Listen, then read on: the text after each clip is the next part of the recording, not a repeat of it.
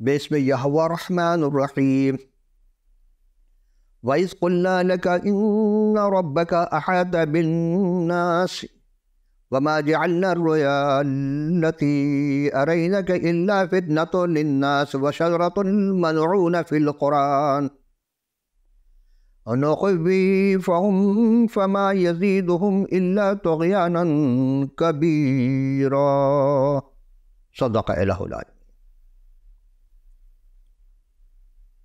اور جب ہم نے تم سے کہہ دیا کہ تیرے رب نے سب کو قابو میں کر رکھا ہے، اور وہ خواب جو ہم نے تمہیں دکھایا وہ خبیث درخت جس کا ذکر قرآن میں ہے، ان لوگوں کے لیے فتنہ بنا دیا، اور ہم تو انہیں ڈراتے ہیں، سو ان کی شرارت اور بھی بڑھ جاتی ہے۔ ترجمہ قرآن حکیم تفسیر شیخ التفسیر حضرت مولانا احمد علی لاہوری۔ دوسرا ترجمہ عرفان القرآن، اور یہ سورہ بنی اسرائیل 17واں سورہ ہے، آیت نمبر 60۔ پروفیسر مترجم میں پروفیسر علامہ طاہر القادری صاحب۔ اور یاد کیجیے جب ہم نے آپ سے فرمایا کہ بے شک آپ کے رب نے سب لوگوں کو اپنی علم و قدرت کے ہاتھ میں لے رکھا ہے، اور ہم نے تو اس نظارہ کو جو ہم نے آپ کو دکھایا لوگوں کے لیے صرف ایک آزمائش بنایا۔ ایمان والے مان گئے اور ظاہر بین الجھ گئے، اور اس درخت یعنی شجرۃ الزقوم کو بھی جس پر قرآن میں لعنت کی گئی ہے، اور ہم انہیں ڈراتے ہیں، مگر یہ ڈرانا ان میں کوئی اضافہ نہیں کرتا سوائے اور بڑی سرکشی کے۔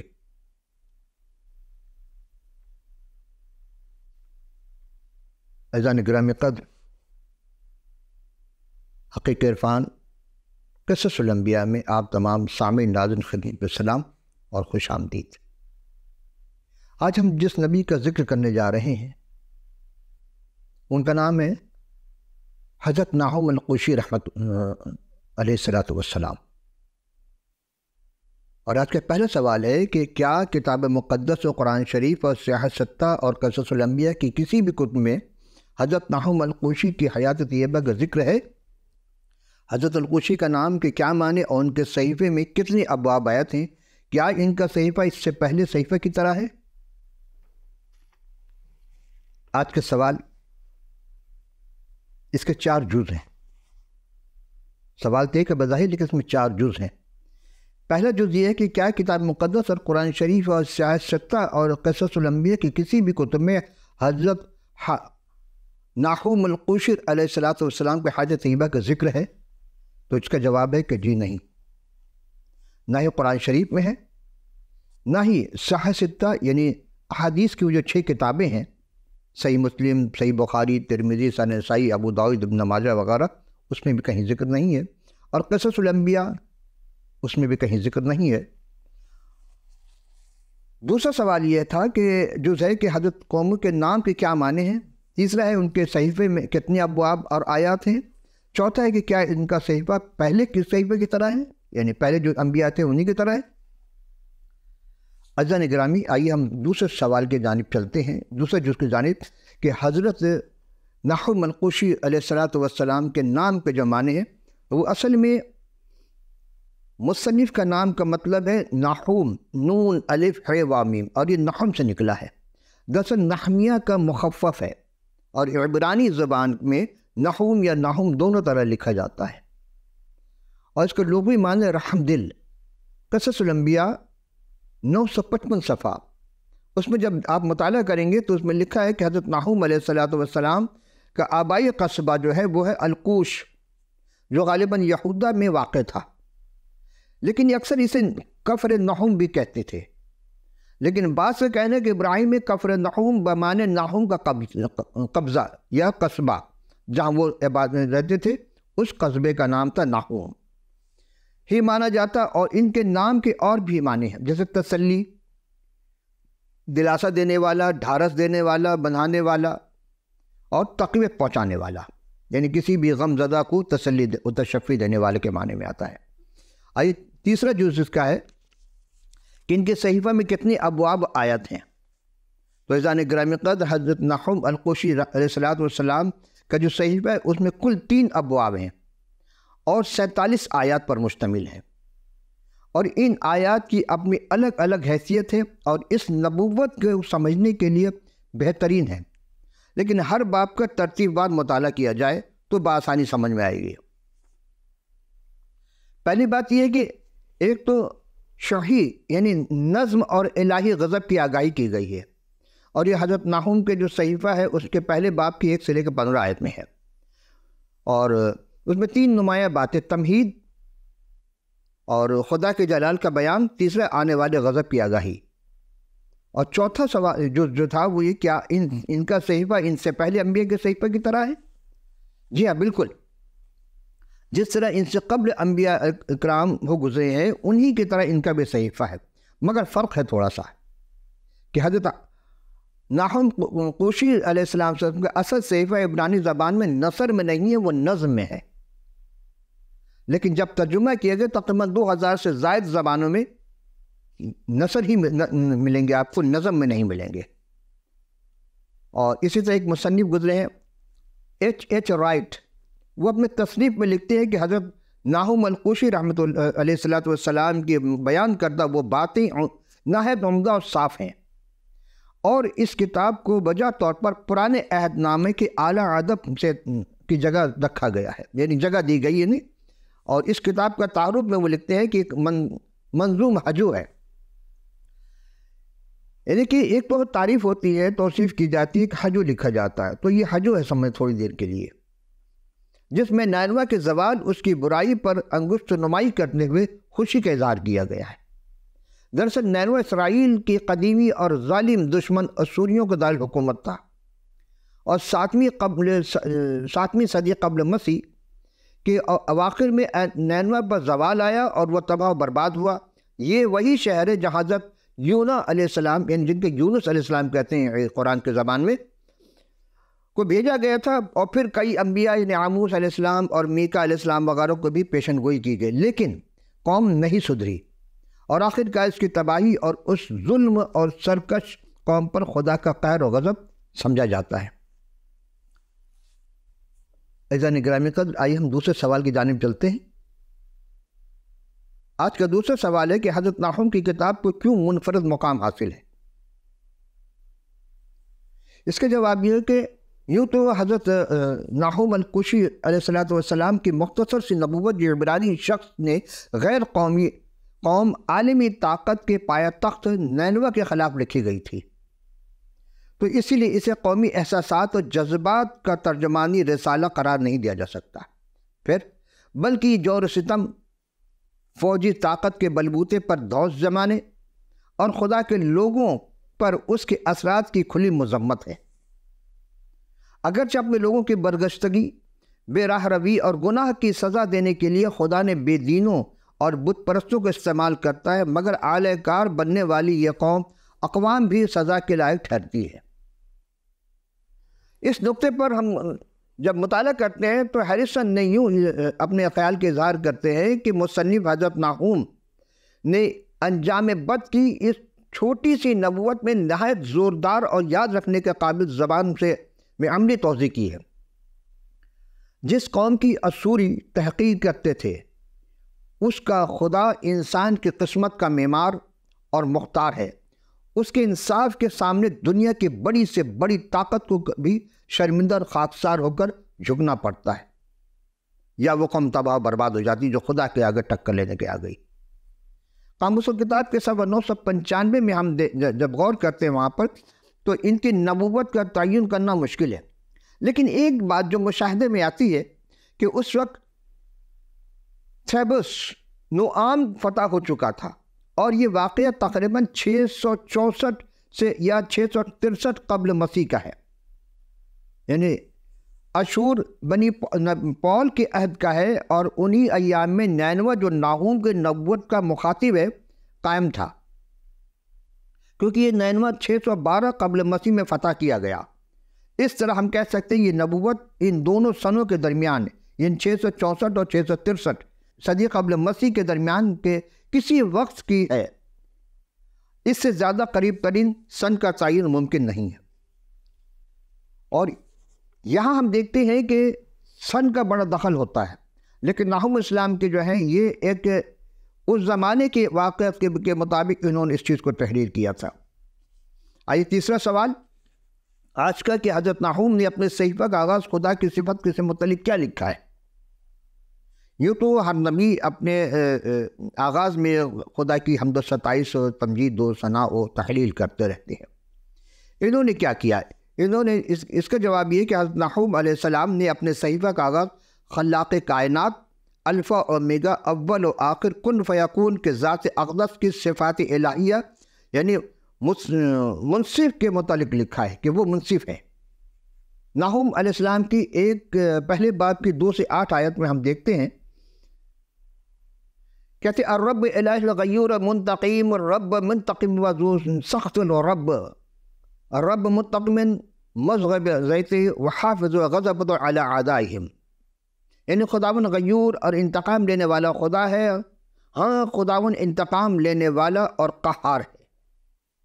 خداون اپنے مخالفوں سے انتقام لیتا ہے اور اپنے دشمنوں کے لیے قہر کو قائم کرتا ہے۔ اور تیسری آیت ہے الرب بطیل غضب غضب وعظیم قدرتہ قدرتی ولیکنہ لیریبہ بطۃ الرب پھر زوبعۃ وآصف طریقۃ والسحاب الغبار الرجیلہ۔ خداون قہر کرنے میں دھیما اور قدرت میں بڑھ کر ہے اور مجرم کو ہرگز بری نہ کرے گا، اور خداون کی راہ گرد باد اور آندھی میں ہے، اور بادل اس کے پاؤں کی گرد ہے۔ ایسا نگرامی چوتھی آیت ایک عجب اور بھی چیز ہے اس میں، ينتحر البحر پھر نشفتہ ويجفف جميع الانہار يزبل الباشان والکرمل والزہر اللبنان يزلبل۔ اس کا ترجمہ ہے کہ وہی سمندر کو ڈانٹتا اور سکھاتا ہے۔ کیا سمندر کو ڈانٹ سکتا ہے؟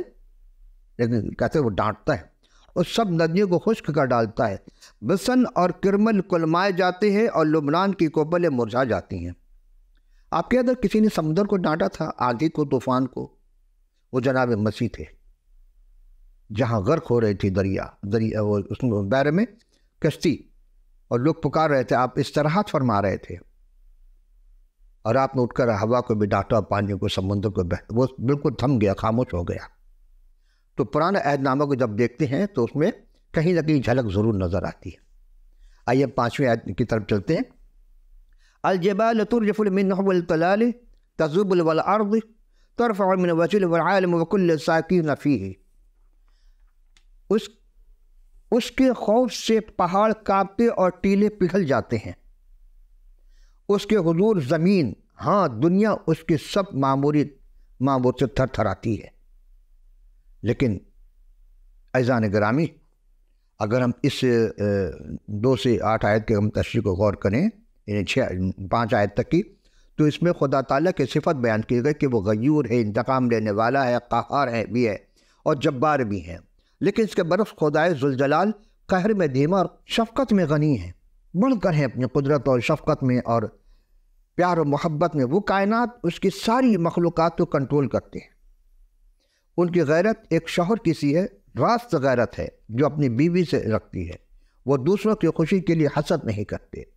حضرت نحوم کے پہلے صحیفہ کی 6 تا 8 آیات عربی میں کچھ یوں ہے، من یخف امام سخطہ ومن یقوم فی حم غضبہ غیظ ینسکب کالنار والصخور تنحد منہ، یعنی کس کو اس کے قہر کی تاب ہے؟ اس کے قہر شدید کو کون برداشت کر سکتا ہے؟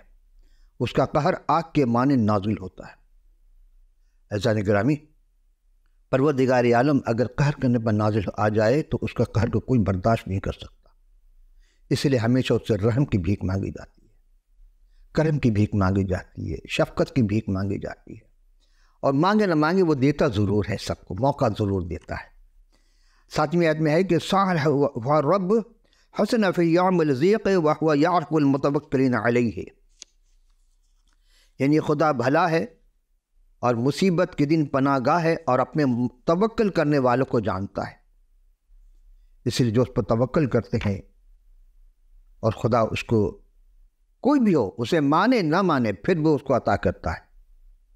یہ ہے خداوند کی رحمانیت کی صفت۔ 8ویں آیت، وَلَكِنْ بَطُوفَانِ عَابِرٍ يَصْنَعُ حَلَاكًا تَعَمَّ لَمَوْضِعَهَا وَعَدَّهُ يَتْبَعُهُمْ ظِلَالٌ، اور لیکن اب وہ اس کے مکان کو بڑے سیلاب سے نیست نابود کرے گا اور تاریکی اس کے دشمنوں کو رگیدے گی۔ عزیزان گرامی، آپ کو جناب نوح کے طوفان کا تو یاد ہوگا آپ کو، جب قہر آیا اس نے 120 سال تک موقع دیا لوگوں کو سدھرنے کا، لیکن نہیں سدھر۔ جب تک کشتی نہیں بنی تھی اس وقت تک موقع تھا، کشتی بننے کے بعد بھی موقع دیا، 1 ہفتہ پہ 40 دن تک۔ اس کا خلاصہ کچھ نہیں عزیزان گرامی، تشریح کے خدا جس کے اسماء الحسنہ میں ایک صفت محبت ہے، لیکن جو خدا پر توکل کرتا ہے، جو خدا اپنے توکل کرنے والوں کے ساتھ بھلائی کرتا ہے، مگر دوسری طرف بالکل اس کے متضاد خدا تعالیٰ کی ایک صفت ہے قہار اور جبار۔ تو جب کوئی ان کے حکم عدولی کرتے ہوئے حد سے گزر جاتا ہے، بار بار خدا موقع دیتا ہے تو وہ سزا دیتے ہیں، تو کوئی ان کے سامنے کھڑا نہیں رہ سکتا، ٹک نہیں سکتا۔ جب سزا کا اعلان ہو جائے اور توبہ کی نوبت بھی گزر جائے، پھر اسور پر ان کا قہر و غضب بڑے سیلاب کی طرح نازل ہوگا جو سب کچھ بہا لے جاتا ہے اور اس کے دارالحکومت نینوا کو برباد کرے گا۔ کیوں آخر؟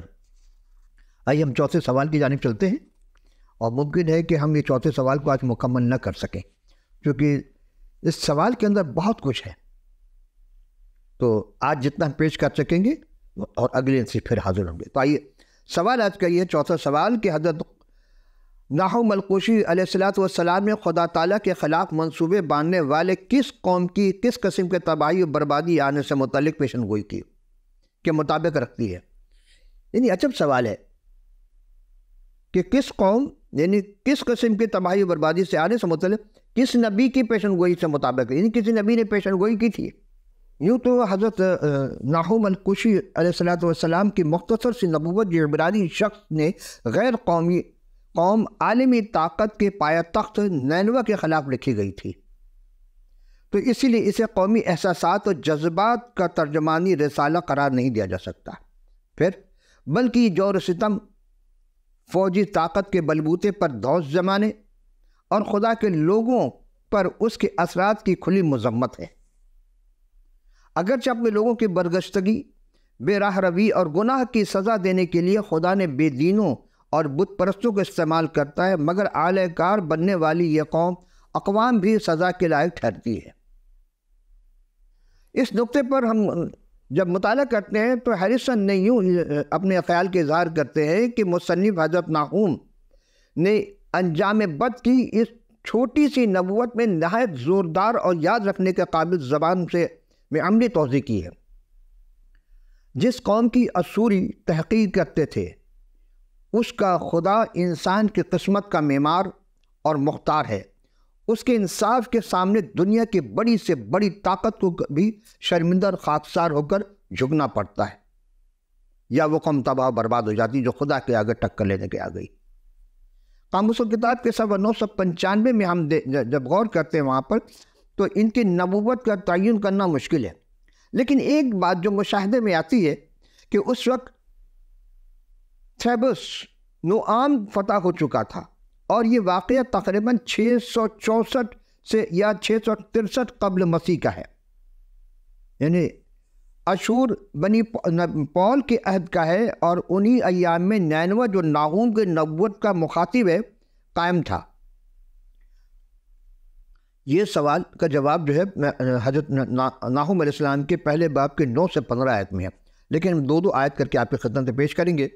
تو پہلے 9 سے 11 آیت کی تلاوت کیا ہے کہ تم خداوند کے خلاف کیا باندھتے ہو، وہ بالکل نابود کر ڈالے گا، عذاب دوبارہ نہ آئے گا، یعنی ایک جگہ عذاب دے دیا، ایک دفعہ دوبارہ نہیں دیتا وہ، اگرچہ وہ الجھے ہوئے کانٹوں کے مانند پیچیدہ اور اپنے مے سے تر ہوں تو بھی وہ سوکھے بھوسے کے طرح بالکل جلا دیے جائیں گے۔ یعنی لوگ سمجھتے گیلے ہاتھ نہیں، جب عذاب الہی آتا ہے تو جلا کر راکھ کر دیتی ہے۔ تو اس سے ایک شخص نکلا ہے جو خداوند کے خلاف برے منصوبے باندھتا شرارت کے صلح دیتا ہے، یعنی ایسے بھی لوگ ہیں جو شرارت کے صلح دیتے ہیں خدا کے خلاف، اس کی تشریح کچھ ہے کہ ان الفاظ میں اسوریوں کے مخاطب کیا گیا ہے کہ خدا انہیں برباد اور نیست کرنے کو تھا۔ خداوند کے خلاف برے منصوبے باندھنے والا شخص برباد ہو جائے گا، اس سے غالباً سخیرب ہے۔ اور اس کا بیان 5ویں سوال پہ جا کر ہم جب سوال کریں آئے گا تو اس میں ہم تفصیل پیش کریں گے تھوڑی سی۔ یہ گستاخ رب شاقی مراد ہے۔ رب شاقی معنی ساقیوں کا سردار۔ دوسرا معنی ہے کہ رب کے معنی خداوند، اور ساقی کے معنی جام پیش کرنے والا، یعنی خداوند جام پیش کرنے والا ہے، یہ اس کے خلاف ہے۔ اور ناہوم 12:13 میں یوں ہے کہ خداوند یہ فرماتا ہے اگرچہ وہ زبردست اور بہت سے ہوں تو بھی وہ کاٹے جائیں گے۔ لوگوں کو فخر ہے کہ ہمارے پاس بہت بڑی طاقت ہے، بہت زیادہ فوج ہے، ہم سے بڑی کوئی طاقت نہیں، کوئی فوج نہیں، لیکن رب الافواج کے پاس جو فوج ہے اس کا ایک سپاہی انسان کے 1 لاکھ کے برابر ہے۔ تو وہ کہتا ہے اور برباد ہو جائیں گے۔ اس کا سپاہی اگر آئے گا تو سب کو برباد کر ڈالے گا۔ اگرچہ میں نے تجھے دکھ دیا تو بھی پھر کبھی تجھے دکھ نہ دوں گا، اور اب میں اس کا جوا تجھ پر سے توڑ ڈالوں گا اور تیرے بندھنوں کو ٹکڑے ٹکڑے کر دوں گا۔ دیکھیں 2 طرح کی بات اس میں ہے، ایک دشمنوں کو للکارا گیا ہے اور ایک اپنے لوگوں کو بچانے کی بات کی جا رہی ہے۔ ایک کو کاٹنے کی بات کی جا رہی ہے، برباد کرنے کی بات کی جا رہی ہے، ایک کو بندھن توڑنے، آزاد کرنے کی بات کی جا رہی ہے۔ آئیے ہم اس کی تشریح میں دیکھتے ہیں کہ آیت جس زمانے میں تحریر کی گئی اس وقت اگرچہ فی الوقت اسوری زبردست محفوظ تھے، تاہم وہ کاٹے جائیں گے۔ یعنی اسرائیل اگرچہ دکھ دیا گیا ہوگا اسرائیل کو، تو کہتے تاہم آئندہ اسے کوئی دکھ نہ دیا جائے گا، کیونکہ خدا اپنے لوگوں پر سے اس کا جوا توڑ ڈالے گا۔ اور اس جسم، اگر آپ کے ذہن میں کوئی بات آ رہی ہو کہ کس نے کہا تھا کہ میرا جوا ملائم ہے، نرم ہے، تم اپنے تمام مصیبتیں اور تمام جو بھی تکلیف ہے، دکھ ہے، درد ہے، مصیبت ہے، بیماری ہے، میرے اوپر ڈال دو۔ سوچئے گا۔ ہم اگلے آیت کی طرف چلتے، پھر ہم بتائیں گے یہ کون تھا۔ کبھی کبھی سوال کو جواب کو ہم درمیان میں سے چھوڑ جاتے تاکہ تھوڑا سا غور کریں کہ ہاں یہ جملہ ہم نے کب کہا تھا اور کس کے لیے کہا تھا، کون ہے شخص ہے جو دوبارہ دنیا میں آنے والا ہے۔ یہ ایک حوالہ اس کا ہے، وہی شخص، وہی ہستی۔ آئیے اب 14ویں آیت کی طرف چلتے ہیں کہ لیکن خداوند نے تیری بابت یہ حکم صادر فرمایا کہ تیری نسل باقی نہ رہے گی۔ میں تیرے بت خانے سے کھودی ہوئی اور ڈھالی ہوئی مورتوں کو نیست کروں گا، میں تیرے لیے قبر تیار کروں گا کیونکہ تو نکما ہے۔ بتائیے وہ سارے کام کرتے تھے، بہترین اوزار تھا، بہترین طاقتور سب تھے، پھر بھی خدا کہہ رہے ہیں نکما ہے۔ یعنی اس کے بعد خدا اسیریوں کے بادشاہ کو براہ راست مخاطب کرتے ہیں اور اس کا نام تک فراموش ہو جائے گا، اس کی مورتیں اور مندر نابود ہو جائیں گے۔ 15ویں آیت میں کہ دیکھ جو خوشخبری لاتا ہے اور سلامتی کے منادی کرتا ہے اس کے پاؤں پہاڑوں پر ہے، اور یہودا اپنی عیدیں منا، اپنی نظریں ادا کریں، کیونکہ پھر خبیث تیرے درمیان سے نہیں گزرے گا، وہ صاف کاٹا جائے گا۔ یعنی ہر چیز میں جہاں جہاں رکاوٹیں ہیں خدا کے کام کرنے میں، یا خداوند کے لوگ جو کام کر رہے ہیں ان کے نیک اعمال وہ رکاوٹ ڈالتے ہیں اور خدا تباہ کر دیتا ہے۔ اور اس کی ادنیٰ سی مثال، بلکہ بہترین مثال فرعون کے مصر میں آپ نے دیکھا ہوگا، ایک طرف بنی اسرائیل، ایک طرف پوری مصری قوم، اور فرعون کو غرق کر دیا، لیکن اسرائیل کو بچا لیا خدا نے۔ تو یہاں یہ ہے اس کی تشریح کہ یہ اس آیت یعنی قاصد نقیب کا بیان کرتی ہے جو خوشخبری لاتا ہے اور سلامتی کے منادی کرتا ہے۔ ہر زمانے میں خوشخبری دی گئی، پیغام دیا گیا، آج بھی یہ جاری ہے کہ توبہ کرو کہ خدا کی بادشاہی نزدیک آنے والی ہے، توبہ کرو کہ وہ مالک یوم الدین جب عدالت کرے گا تو پھر کیا ہوگا، کون بچے گا اس سے۔ لیکن ابھی موقع دیا جا رہا ہے، اور اسور نیست ہوگا، اور اس کے نتیجے میں یہودا امن اور سلامتی ہوگا۔ کہیں ایسا تو نہیں کہ ہم سب بھی اسوری کے اس میں نقل و حرکت میں پڑے ہوئے ہیں، جو وہ کر رہے تھے وہی ہم بھی کر رہے ہیں۔ آج بھی ہمارا ماحول ویسے ہی ہو چکا ہے۔ اور یہاں ہم دیکھتے ہیں پولس رسول جو نئے عہد نامے میں ہیں، انہیں 10ویں باب کے 15ویں آیت میں اسی قسم کے الفاظ کا اقتباس کرتے ہیں، اور اس کے سیاق و سباق کی بات کرتے ہیں جو حضرت یسایہ کے 92 باب کی دوسری آیت میں ہے۔ تو پہلے رومیہ 10ویں باب کی 15ویں آیت میں کہ جب تک وہ بھیجے نہ جائیں منادی کیوں کرے، یعنی کسی کو بھیجے گا وہ منادی کرنے کے لیے، یہ تو عام منادی تو ہوگی لیکن خاص منادی ہوگی کسی کے آنے پر۔ چنانچہ لکھا ہے کہ کیا یہ خوشنما ہیں ان کے قدم جو اچھی چیزوں کو کوئی خوشخبری دیتے ہیں۔ خداوند متعال وہ ہستی ہے جو بھیجتے ہیں، اور ہم جو بھیجے گئے ہیں ہم اس سلسلے میں کیا کر رہے ہیں؟ کیا ہمارے قدم خوشنما ہیں؟ جیسے کہ حضرت یسایہ کہتے ہیں کیا ہی خوشنما ہے ان کے قدم جو اچھی چیزوں کو خوشخبری دیتے ہیں۔ عزیزان گرامی، ہم صرف ڈرانے کی خوشخبری دیتے ہیں، اچھی چیزوں کو خوشخبری نہیں دے رہے اب تک۔ خدا کی قہر اور جبر اور ہر چیز کو اطلاع دے، لیکن خدا محبت اس بات کو نہیں بتا پا رہے ہیں۔ پورے لب الباب آج کی گفتگو کا یہ ہے کہ خدا واقعی محبت ہے اور وہ قہر کرنے میں دھیما اور شفقت میں غنی ہے۔ اگر یہ بات ہمارے ذہن میں بیٹھ جائے، ہم سمجھ جائیں، جس کا مطلب یہ کہ ہماری ساری کوشش ظاہری عبادت پر نہیں ہوگی بلکہ اصل ایمان پر ہوگی، اور ایمان اگر مضبوط ہو گیا تو ہر عبادت مضبوط، ہر پائیدار ہو جائے گی۔ اور خداوند متعال ہم سے یہی چاہتے ہیں کہ ہم ایمان میں ثابت قدم ہو جائیں۔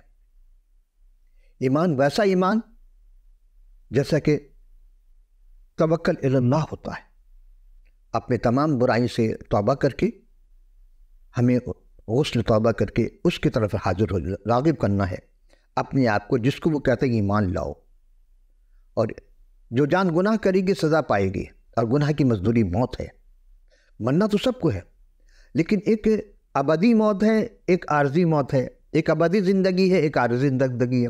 دنیا کی زندگی عارضی ہے، اور ایمان کے ساتھ اگر کوئی چلا جاتا ہے یہاں سے تو سمجھے اس کو ابدی زندگی ملے گی، وہاں موت نہیں ہے۔ تو آج کی گفتگو ہم اختتام پذیر کرتے ہیں۔ اسکرین پر اب آپ دیکھ رہے ہوں گے فون نمبر، ای میل، جو بھی آپ کے اویلیبل ہو، آپ اپنے قیمتی آراء سے آگاہ کیجیے گا۔ اور پھر وہی بات کہ اگر آپ کے پاس کتاب مقدس نہیں ہے تو آپ ہمیں اپنا پورا پتہ لکھ بھیجیے، ہم آپ کی خدمت میں فی سبیل اللہ کتاب مقدس ارسال کر دیں گے۔ تو اگلی نشست پہ یہیں سے ہم آغاز کریں گے۔